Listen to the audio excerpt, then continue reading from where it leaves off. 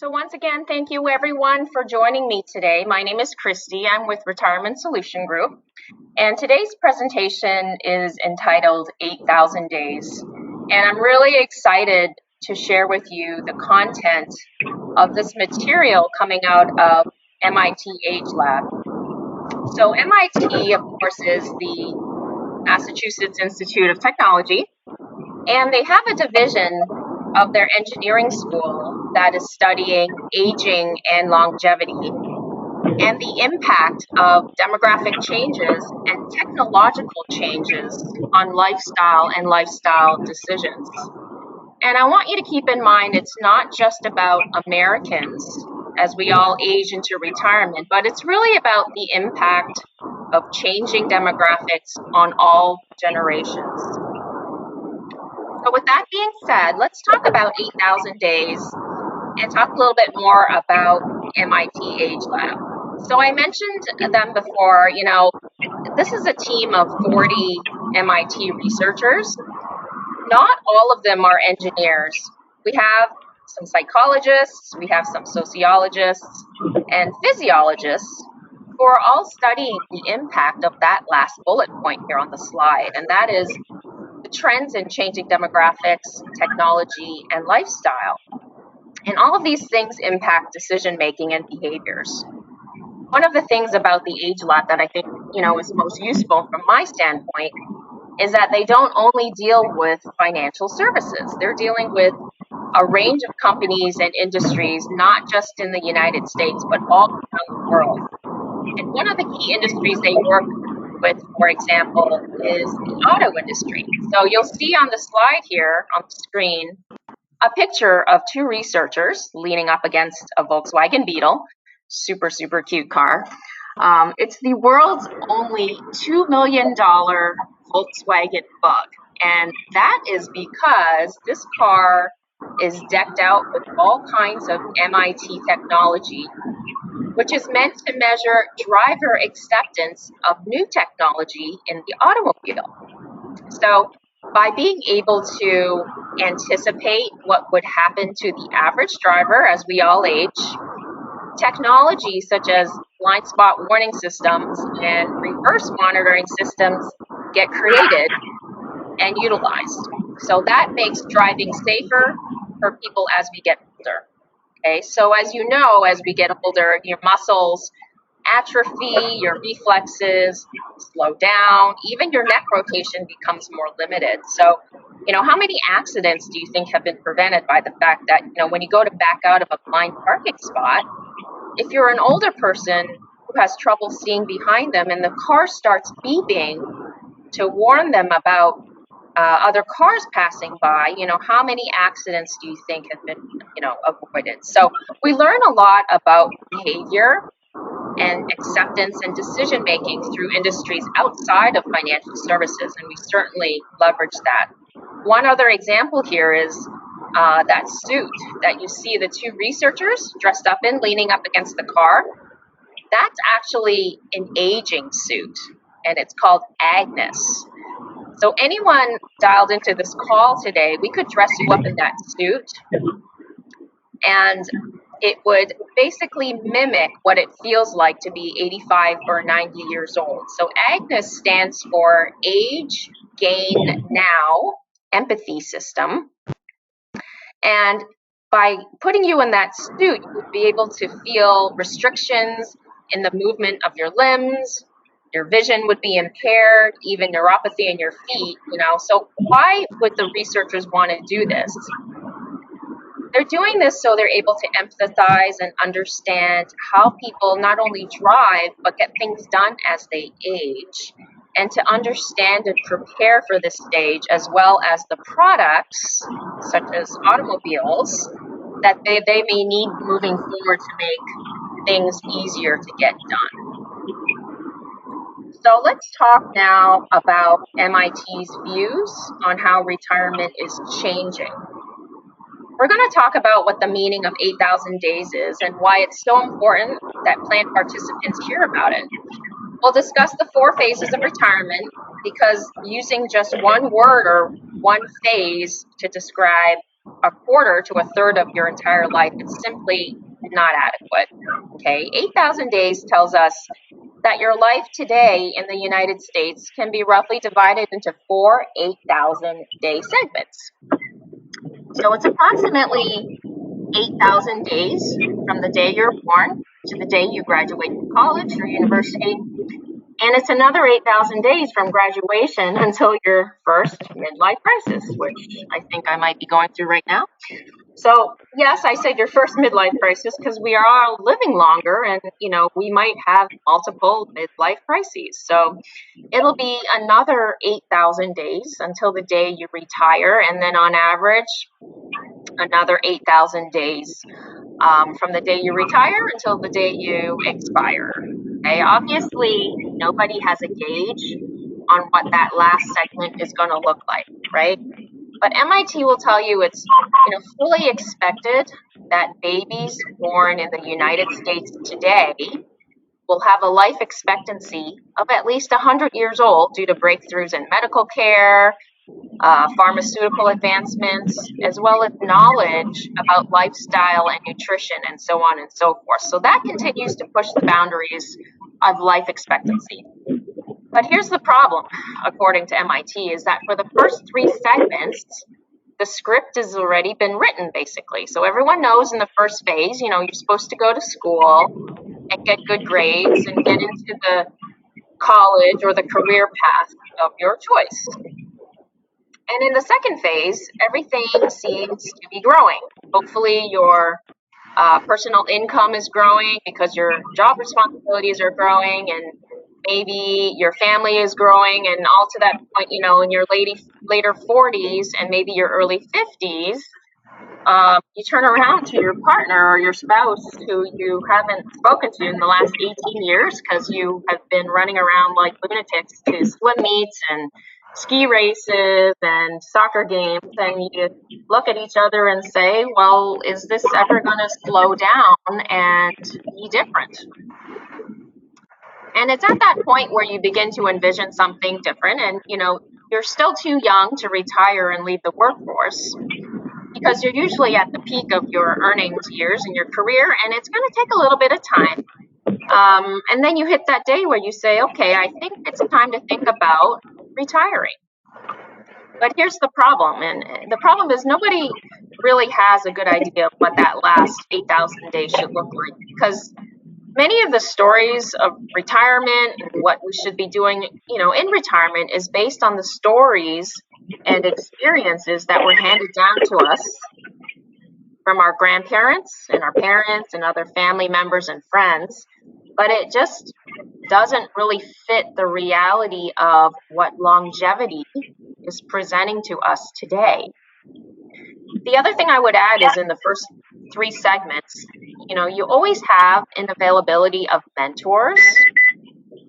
And in the first phase, you have your parents who are hopefully guiding you to where you need to be.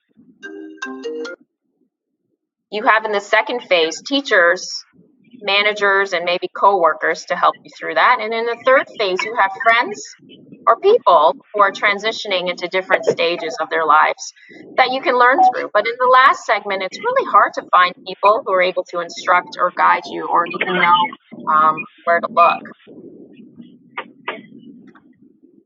And we know that it's a problem because a lot of us are surrounded by people who are already living to amazingly older ages. So a couple of examples up here on the slide. Cheng she's actually 117, soon to be 118. She's the oldest living human being on the globe. She was born prematurely and alive today at 118 years old. But my favorite slide here is on the bottom right-hand side, and that's Julia Hurricane Buckets. She's the current world record holder in the 50-yard dash in the over 100 age category. And Julia was going to run again last year, but COVID-19 knocked her out. But she's hoping to come back this summer if they hopefully hold the senior games, but that's still yet to be decided. So we think about people like this living, to advanced ages. It's not hard to understand that if we look at life expectancy today and at age 65, if we have two people, husband and wife, both age 65, there is now a 43% chance that one of them is going to live to age 95. That's how long your retirement assets typically are going to have to last you. And when we think about that statistic, of course, one of the two is going to live to 95. I'm sure you've heard before that, women, statistically, the odds are in our favor. So, when we think about planning, our industry has done a pretty good job of teaching the importance of saving early during your retirement years for retirement. So, you can avoid eating cat food out of a can at age 85. But it's not just about running out of money in retirement, but it's also about maintaining the quality of life that we all envision. And that's why retirement savings is truly so important. And this is what the traditional retirement story looks like. Romantic bike rides on the beach with your spouse, saving up for that big trip, maybe around the world, take a cruise, maybe squeeze in a few rounds of golf before, it's too late. But, the new retirement looks a little bit more complicated. There's so many options available to people now. Questions like, where am I going to be living? Am I going to be maintaining residences in different parts of the country because maybe that's where my children are or that's where my grandchildren are? What kind of home am I going to be living in? And do I start a new business? Maybe I do something that I've been doing before, but now I do it part-time. Maybe I go back to school. What new hobbies am I interested in? What will my social networks look like? These are all questions that people are carrying with them, not only in their retirement years, but even as they lead up to them. So I want to share with you MIT's findings.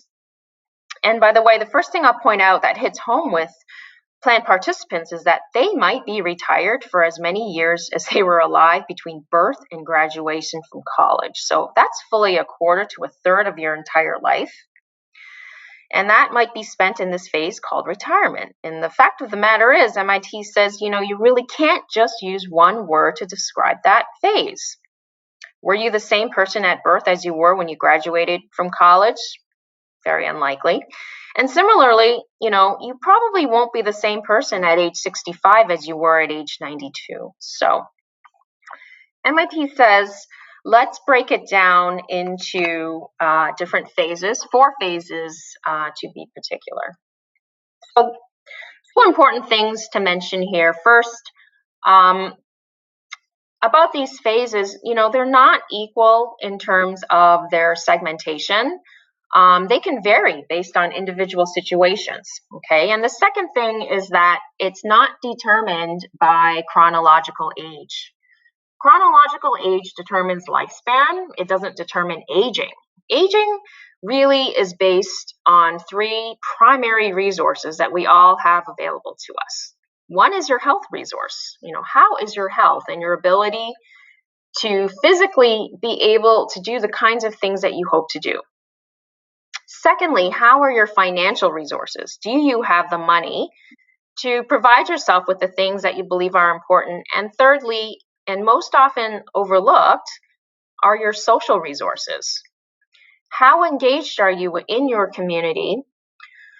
What does your circle of friends look like? And, we talk about this because it's really important to realize that your engagement in your community can impact your health, okay? So here's the 4 phases we're going to touch upon briefly. And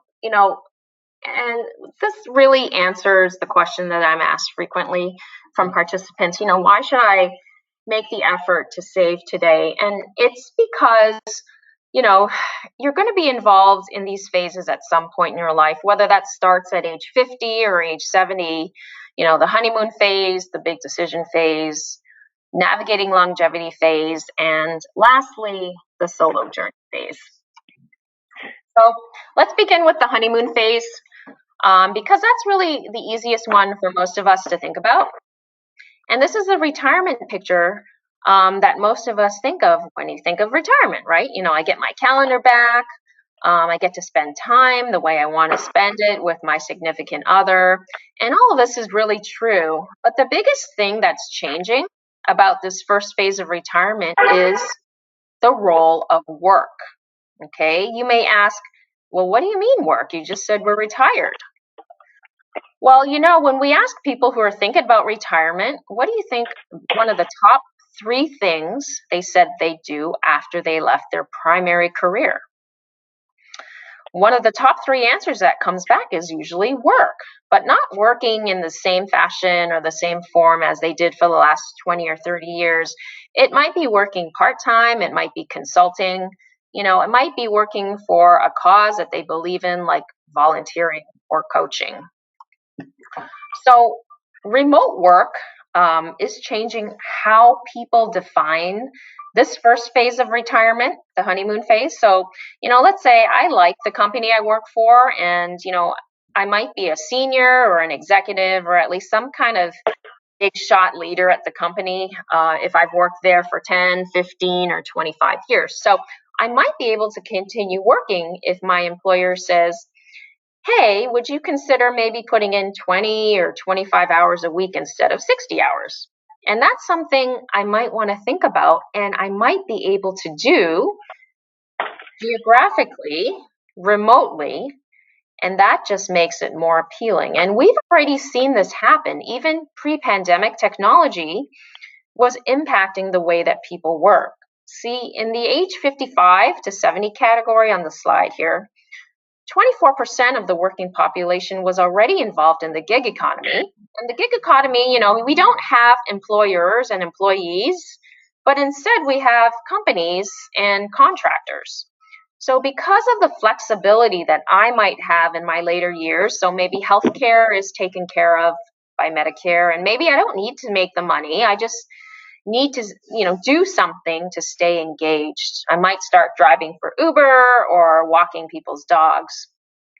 And under these technological innovations, it's now possible to work well into retirement. And I will tell you that one of the biggest challenges with this newfound period of longevity, and you may have begun to see it in your own family members and friends, is, among people who've retired, one of the biggest things that they now have to battle is boredom. Okay, for the first 30 or 40 years of your life, in terms of your working life, you basically go through a very similar routine. You see the same people at work, and, you basically perform the same job roles. And now all of a sudden, one day all that changes. And if you're not thoughtful in retirement about what you're going to be doing, then usually what can happen is that there's a giant void that's often left unfilled. Okay, so boredom and isolation, anxiety and depression, these are all things being battled as America ages. So, why do people want to continue to work? They all want to stay active and involved. That was the number one reason that came back. They actually enjoyed working and, wanted to have money to buy the extra things. And you know what? This also solves a problem for employers and plan sponsors who might be at risk of losing key talent in their companies because, those employees are thinking about an all or nothing retirement, and it simply doesn't need to be that anymore. So the new retirement, especially in the honeymoon phase, says that maybe there's a way that we can transition and work things out. Also in this phase, when it starts, you're probably supporting adult children more so than aging parents. But at some point during this phase, you'll see the tables turn. Your parents will probably turn to you one day and say, hey, we could use a little help with money around here. So as you think about this, as a plan participant, as a working person, I'm already personally seeing in my meetings a lot of individuals being drawn away from paid work because they need to provide care for family members. Lastly, in the honeymoon phase, all of the financial projections that we talk about in the 401k meetings and all of the modeling and the hypotheticals about where the income in retirement will come from, all of this becomes a reality, okay? And unfortunately, there are tons of misplaced expectations. For example, on this slide, it shows you that 60% of workers think that they will receive a defined benefit plan um, income stream when they retire. However, the problem is only 23% ever said that they worked for an employer that had a plan. So imagine going into retirement um, with a misplaced expectation about where income is going to come from. So all of these financial aspects get worked out in the honeymoon phase. So as we move into the big decision phase, this is the time usually when you decide to step back from the workplace completely, or maybe stop volunteering as much as you used to, because you've got some big decisions to make. MIT says that there are three primary questions that everyone in this phase should be asking themselves. And actually, they would say that anyone over age 45 preparing for this phase should be asking themselves. And these questions may underwhelm you a little bit coming from MIT, but the questions are, first, who will change your light bulbs? Second, how will I get an ice cream cone? And lastly, who will I have lunch with? So the first question is really all about the home that you intend to age in. 90% of Americans say that they intend to age in their own homes, but how many of them have thought about whether or not that's even going to be possible? So, do you have multiple floors in your home? Are you going to be able to navigate the steps involved or access, the boiler room, the things in your home that you need to access to take care of it? Those are questions that you need to be asking yourself. Also, have you minimized the fall risks in your home? Because a fall is the number one reason and the cause for dislocation from your home.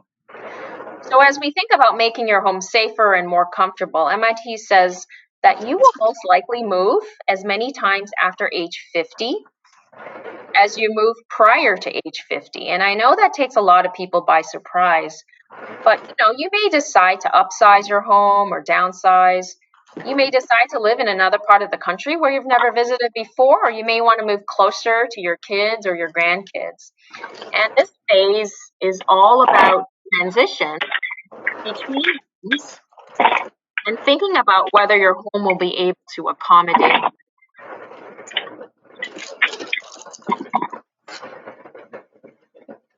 So how will I get an ice cream cone? This question is all about accessing those things in life, make life living. And this is largely about the community that you intend to age in and your use of technology to be able to access these services. And lastly, the question, who will I have lunch with, it's all about social connections. And MIT tells us that one of the impacts of the pandemic is that all of us, regardless of how old we are now, know what it feels like to be trapped in our homes, unable to hang out with friends and family, unable to access places like restaurants and shopping.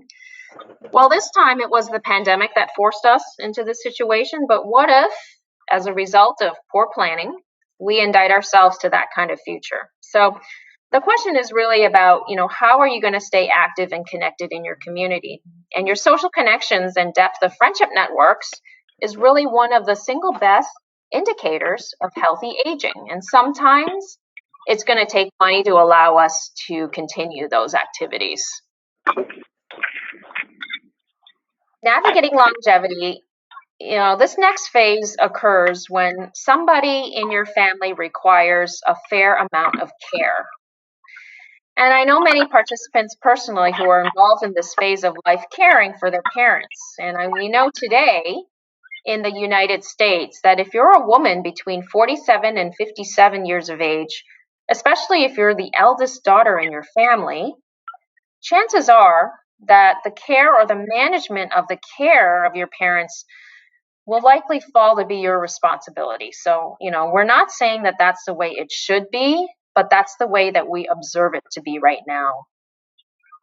And in thinking about retirement, the number one concern usually is the money, the money, the money. Is there going to be enough money? How long will it last? How much will I need? But look at what happens here on the slide after age 65. Health concerns pushes money out of the top spot. Okay, and at age 75, it's not only health, but specifically cognitive decline that gets the highest priority. So this is where we need to know as caregivers that there may be a point in our future where we may need to cut back on how much we're involved in the workforce, or maybe leave it entirely to provide care for another person, because what starts off with a call or two from week to week checking in on mom and dad, it turns into managing medications, getting groceries, transport to doctor's appointments, and other medical and physical needs that your parents may have. So what if a tree falls in their front yard? Who takes care of getting rid of that? Or maybe your parents will need help paying their bills or even preparing food. So these are all added stressors to our plan participants. So we need to understand that caregiving, whether we're the ones needing the care or if we're the ones providing the care, that there are so many things to think about and so many resources that may be needed in order to live that quality of life in our aging years. Now, lastly, this is a phase that nobody wants to think about, but I have already, mentioned this earlier about longer life expectancies. And as life expectancy stretches out, there's a greater chance that at some point you may be living life on your own. And MIT tells us that aging, unfortunately, is not a team sport. And there's a couple of reasons for this. And the first one is that divorce in the over 50 category has been the most rapidly growing for the last decade. But also the average age of widowhood in the United States is 59 years old. And that is really surprising. At least I was surprised. It seems, very, very young. But men tend to remarry. They marry younger. And if they marry a second or subsequent time, they tend to remarry quicker after widowhood. Women, not so much. So you overlay the mortality tables on that, and as a result, we see that about 44% of women over the age of 75 are living by themselves. So as we think about the implications of the solo journey phase, what I can tell you is that based on where and when it happens and what phase you're in or approaching, it might throw you back into one of the other phases. You might have to again ask yourself questions like, do I want to go back to work? Do I have to go back to work if you're in the second phase? Now really thinking about where you want to live or have to live. Maybe living by yourself is not an option if your partner was your primary caregiver. So, where will that care be going forward? So you see, the solo journey phase and really the entire 8,000-day journey presents a number of challenges and opportunities that we may not have anticipated before. So to leave you on kind of a higher note, let me end the presentation with my favorite slide here on the deck, and it's called The Age That You Peak at Everything. And we highlight this slide to plan participants because it really shows the value of deferring today's dollars for their future self. And here's how this chart works. So let's say you're starting to get worried because you can't remember anyone's names anymore, okay? So if that's happening to you and if you're over age 22, well, don't worry, that's perfectly normal, okay? You peak at remembering names at age 22. Well, what if you can't even remember faces anymore? Well, that's okay too, because if you're over the age of 32, that's perfectly normal as well. Bad news though, if you haven't run that marathon yet and you're over age 28, you're probably not going to. And if you haven't made that Nobel Prize winning discovery yet and you're over age 40, chances are that's not going to happen either. But Anyone prior to age 40, you still got a chance. But the reason why this slide is important here is that, one data point here repeats twice during the course of your life, and that is life satisfaction. Life satisfaction peaks for the first time at age 23. That's the little smiley face there. Okay. I want you to think back to age 23. This was the time when you had no money, you had your health, you had all the time in the world because you didn't really have a job yet and you didn't know where that was going to come from. But life was an adventure and everything's fun, and then off you go. Okay. Next, you may have guessed this already, but the lowest point of life satisfaction occurs between the ages of 45 and 52. This is a time period when you're under maximum pressure at home. You're trying to figure out how to get these kids out of the house and on their own 2 feet. And at the same time, you're trying to figure out how you're going to pay for that. At work, you're probably the go-to person. People are looking to, for answers and to produce. And the stresses are really weighing you down. So, but the good news is sometime in your early 50s, things start to turn around again, and life satisfaction will peak a second time at age 69. But why age 69?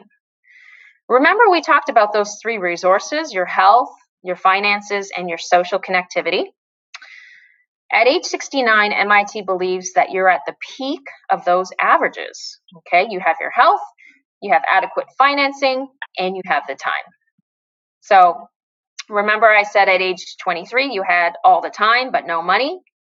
Then in your late 40s and early 50s, you had decent money, but you really had no time. But now at age 69, you've got the time, you've got the money to pursue things that you think are most meaningful in life. Okay. And the best part of this chart is that your happiness with your body peaks at age 74. Okay. And that's something I'm personally looking forward to. And it's probably because it takes that long to realize that nothing drastic really is going to happen to change your body. And basically, you have to work with what you got. So lastly, let's talk about psychological well-being. That's the last data point on this slide. Okay. Psychological well-being is defined as a belief that tomorrow will be better than today. And even though we will likely be taking care of the ones we love at that stage, maybe doing it alone, psychological well-being typically continues to increase until the early 80s, at which time many people will suffer a major health event. So that will start to put psychological well-being in decline. So again, the age that you peak at everything shows us the importance of being prepared to take on that last stage in life. So as I close out today, the question about how much will retirement cost, it's not an incorrect question. It's just an incomplete one. And the new question is really, what will I do in retirement? And this is the essential question to help you figure it out. And MIT's mission and RSG's mission really is to help plan participants have a clear vision of that retirement and those phases that you will go through so that you can anticipate what is likely to come. And, effective preparation reduces the stress of uncertainty.